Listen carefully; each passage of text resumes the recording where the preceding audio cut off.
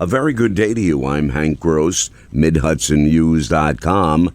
It's Wednesday, March 29th. The news today brought to you by the Galleria at Crystal Run. By a 12-3 vote, Orange County legislators yesterday opposed Senator James Skoufis's budget proposal to create a state monitor with veto power over the County Industrial Development Agency. Among the three Democrats to support the plan was Lori Tortel, who doesn't like the way the IDA board operates now. It's like a freaking shell game. The IDA hands out all these tax breaks. What about the mom and pops? They don't get it because they're only creating 2 or 3 jobs. I am so tired of it. County Executive Stephen Newhouse also opposed the Skoufis proposal, as well as Todd Diorio, president of the Hudson Valley Building and Construction Trades Council. It's a sign of a growing economy in Orange County. Sales tax revenue is up by 17.7% over budget in March. County Finance Commissioner Kerry Gallagher reported to the legislature's Ways and Means Committee yesterday. Year-to-date, sales tax grew by 17.4%, and she said the county's collected $5.7 million more so far this year than last year. Rockland County, with a 3% rate of unemployment, registered the lowest level in the region in February. The state labor department reports Orange County scored 3.4%. Sullivan County had 3.6% unemployment. The unemployment rate for the Hudson Valley in February was 3.3%. A federal appellate court has limited an injunction in favor of the state, allowing New York social equity entrepreneurs to open safe, regulated cannabis dispensaries in the Mid-Hudson, Central, and Western New York and Brooklyn, Governor Kathy Hochul said yesterday. She said for the first time, New Yorkers in nearly every region of the state will have access to safer, high-quality adult-use cannabis products. He's here!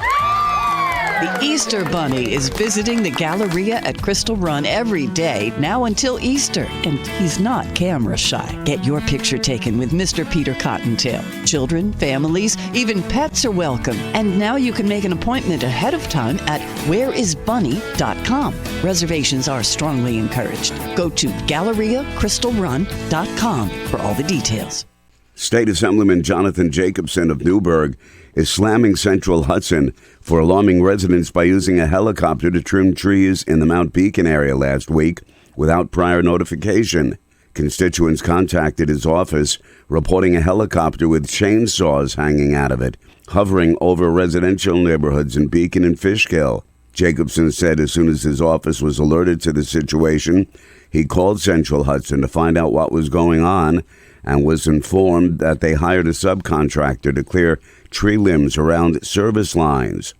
Jacobson said on top of all their recent building problems, he's shocked that Central Hudson would allow a helicopter equipped with multiple spinning blades to do this kind of work so close to neighborhoods with young children, not to mention near a popular hiking trail, without notifying residents.